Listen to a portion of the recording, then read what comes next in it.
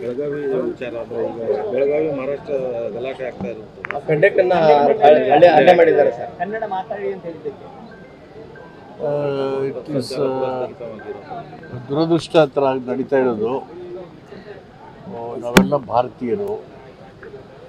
ಬೆಳಗಾವಿ ಮತ್ತು ಮಹಾರಾಷ್ಟ್ರದ ಗಡಿ ಸಂಬಂಧಪಟ್ಟಾಗಿ ಅನೇಕ ವಿಷಯಗಳು ಚರ್ಚೆಯಾಗಿ ಅಂತಿಮವಾಗಿ ನಮಗೆ ಮತ್ತು ಅವರಿಗೆ ಸೇರಬೇಕಾದಂಥ ಗ್ರಾಮಗಳ ಬಗ್ಗೆ, ಪ್ರದೇಶ ಬಗ್ಗೆ ಅಂತಿಮವಾದ ತೀರ್ಮಾನ ಕೊಡಲು ಮುಗಿದ ಮೇಲೆ ಮತ್ತೆ ಆ ಥರ ಪದೇ ಪದೇ ಖ್ಯಾತಿ ತೆಗೆದು ಸರಿಯದ್ದಲ್ಲ.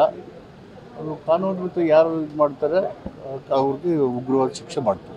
ಸರ್, ಈಗ ಮತ್ತೆ SCPTSP ಹಣನ ಬಜೆಟ್ನಲ್ಲಿ ಗ್ಯಾರಂಟಿಗಳಿಗೆ ಬೇರೆ ಬೇರೆ ಸ್ಕೀಮ್ಗಳಿಗೆ ಯೂಸ್ ಮಾಡಬೇಕು ಅನ್ನೋದು ಚರ್ಚೆ ನಡೀತಾ ಇದೆ ಅಂತ, ಅದಕ್ಕೆ ವಿರೋಧ ವ್ಯಕ್ತ ಆಗಿದೆ.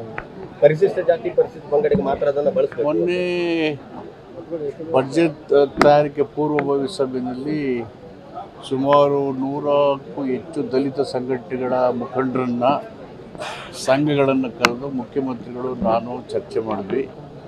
ಅದರಲ್ಲಿ DG ಸಾಗರ್ ಅವರು, ಮಾವಳ್ಳಿ ಶಂಕರ್ ಅವರು, ಹಿಂದೂ ಧರ್ಮನಾಥ್ ಅವರು, ಗುರುಪ್ರಸಾದ್ ಕರಡವರು, ನಾಗರಾಜು, ವೆಂಕಟೇಶು, ಮುನಿಯಪ್ಪ, ವೆಂಕಟಸ್ವಾಮಿ, ಸಿದ್ದರಾಜು, ಬಸವರಾಜು, ಇವಾಗ ಪ್ರಮುಖ ಫ್ರಂಟ್ಲೈನ್ ಲೀಡರ್ಸ್ ಎಲ್ಲ ಇದ್ದರು. ಚರ್ಚೆ ಮಾಡುವಾಗ ಅವರು ಅನೇಕ ಸಲಹೆಗಳನ್ನು ಕೊಟ್ಟಿದ್ದಾರೆ. ಈ SCPTSP ಹಣನ ಬಳಸ್ಕೊಂಡು ಹೇಗೆ ಸಮಾಜನ ಅಭಿವೃದ್ಧಿ ಮಾಡಬೇಕಂತ ಅಷ್ಟಕ್ಕೂ ಅವರು ಅಭಿನಂದನೆ ಹೇಳಿದ್ದಾರೆ. ಏನಂದರೆ, ದೇಶದಲ್ಲಿ ಕರ್ನಾಟಕ 2ನೇ ರಾಜ್ಯ ಈ ಥರ ಕಾಯ್ದೆ ಮಾಡಿದ್ರು. ಬಡ್ಜೆಟಿನ ಗಾತ್ರದಲ್ಲಿ SC STಗಳ ಜನಸಂಖ್ಯೆಗೆ ಹಣ ಇಟ್ಟು ಅವರ ಅಭಿವೃದ್ಧಿಗೆ ಬಳಸುವಂಥ ಯೋಜನೆ 2ನೇ. Andhra first, second Karnataka.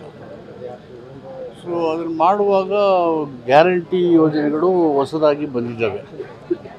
Guarantee ಯೋಜನೆಗೆ SCPTSP ಹಣನ ಜನರಲ್ಲಾಗಿ ಬಳಸಲ್ಲ.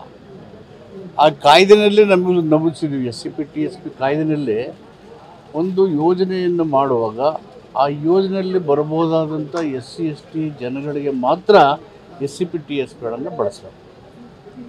ಎಂಟೈರ್ ಯೋಜನೆಗೆ ಹಣ ಬಳಸೋಕ್ಕೆ ಸಾಧ್ಯ ಇಲ್ಲ, ಬಳಸೋದು ಇಲ್ಲ, ಬಳಸೋಕ್ಕೆ ಬಿಡೋದು ಇಲ್ಲ. ನಾನು ಮತ್ತು ಮುಖ್ಯಮಂತ್ರಿಗಳು, ನಮ್ಮ ಸರ್ಕಾರ ಮಾಡೋದೇ ಇಲ್ಲ. ಹಂಗೆ ಇದು ತಪ್ಪಾಗಿ ಅರ್ಥೈಸ್ಕೊಂಡಿದ್ರು ಕೆಲವರು. ಅದನ್ನು ವಿಧಾನಸಭೆಯಲ್ಲಿ, ವಿಧಾನ ಪರಿಷತ್ತಲ್ಲಿ, ಹೊರಗಡೆ, ಈಗ ಎಲ್ಲ ಕಡೆ ಹೇಳ್ತೀನಿ. SCPTSP ಹಣ SC ST ಜನರಿಗೆ ಮಾತ್ರ ಬಳಕೆ ಆಗುತ್ತೆ, ಬೇರೆಯವರಿಗೆ ಬಳಕೆ ಆಗೋದಿಲ್ಲ. ಒಂದು ಯೋಜನೆಗೆ ಇಡೀ SCPTSP ಹಣನ ಉಪಯೋಗ ಮಾಡೋಕ್ಕೆ ಅವಕಾಶವೂ ಇಲ್ಲ ಕಾನೂನಲ್ಲಿ.